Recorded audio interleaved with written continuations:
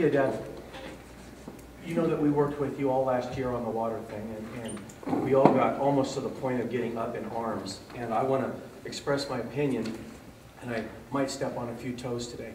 But last Tuesday, we got beat real bad in the state of California. The state of California is not prepared to change. The rest of the country is considering change. The state of California is solidifying their power base between, I don't want to say our word, the word our enemies, but the environmental lobbyists that control Sacramento, as you know. So how are we going to defeat, we're not going to defeat them at the ballot box. I just want to throw that out there.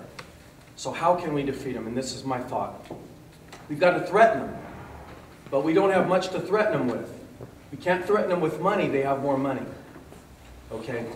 This is my thought, is that the only way that you're going to threaten, I'm not going to say Democrats, because I know that there are Democrats here today, but environmental for sure, liberal, progressive forces in the state of California, is you got to tell them that you are going to consider removing the Hispanic population from their voting base. Okay? And then they possibly sit down at the table and say, Piedad, you want your water? Let's work with you, get you some water. That's my thought. So I hope that I don't think this is a one-issue group that you're putting together today. It's not just about water, right? No. It's not just about water. So right, it's the priority. I understand, and I've been fighting. I'm with the Tea Party. We fought all last year with Piedad for turning on the pumps, and they didn't listen to us. We got to face the facts. They didn't listen to us. So, well, Steve, I agree with you some points, and the other one, they did listen because everybody's talking about it now. When we started, we were a small group. Nobody wanted to really talk about it, and everybody thought that we were just few farm workers. They even mentioned that. They said when Lloyd Carter came, he said when we're going to think the farm worker is going to raise a kid to be a farmer. You know, he kind of insulted all the Hispanic community. You know, that was the message that came from the environmental group. That kind of helped us a lot because, you know, we understand what kind of people we have out there, what kind of people are out there really against us. So it's a lot of people in Washington. We have been in Washington, different states, where we got a lot of representatives from different parts of the country helping us out, taking the message, helping us to take the message to Washington that we have a problem here. When I was in Washington, I received an award over there last year, and the first thing is that the man from California, the guy with the water glass, and I like that because this is Newton Gingrich was talking about that. So those big people out there, they know what we're doing, so our message is penetrating. But they don't want to listen to it, or they don't want to penetrate. They don't want to let it penetrate because they know this water is a big business.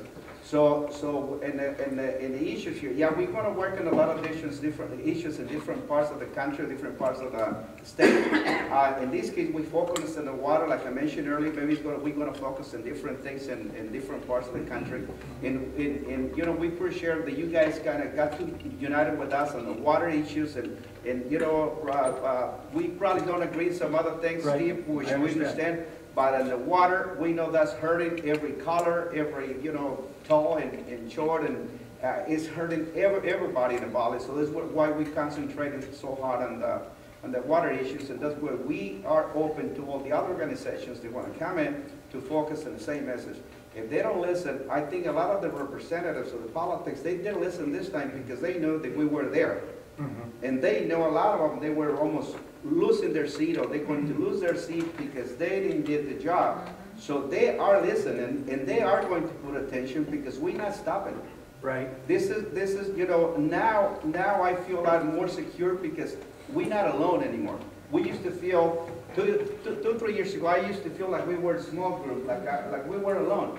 Not anymore. We got people from different parts of the country getting united and saying, you know, we back you up. What do you want us to do? We got different congressmen from different parts of the country. We got different representatives from different parts of the country. We got organizations from different parts of the country. So these people don't listen. What we're trying to do, I mean, we already closed the Sacramento one time with over 200 tractors and over 200 trucks up there, and all the people out there. And the media didn't even got involved because, you know, I mean, we closed the Capitol. And nobody was talking about it. It's YouTube, people can see it there. Fox News was there, and they didn't even got it out. Why, I don't know. Which I think I know, but you know, I live it right there. But we are a lot stronger than maybe when Jim and Russ started working with this, you know, back 28 years ago. So now, what we need, that's why the focus group comes in, because we want to make sure we got leaders in different parts of the country now, not just in California. But once we all get united, they're going to have to listen. Because those people, they don't own the seat. We put them there. You know, without what we put them in there, and they need to understand that whatever happened to the politics, the local politics here in the area, if they don't listen, we're going to have to do the same thing. We're going to have to go after them and make them do the job that we elect them for. And why we elect them? To represent us. This environmental group, they get money, a lot of money from different countries, as I just mentioned. They want our water. Once they get our water, they got us done. You know, they got us. They got us. Once they get our water, now they already got us with the oil, so now we depend on the oil. And now we're going to be dependent on food, then we'll be done. And I don't think we are at a point that we're going to let that happen. When we start this mission, when I got involved 3 years ago, I said we're not going to stop, and every day we've been growing. And we do have a lot of power all through the country, so they're going to have to listen. They're going to have to listen, so no question about it.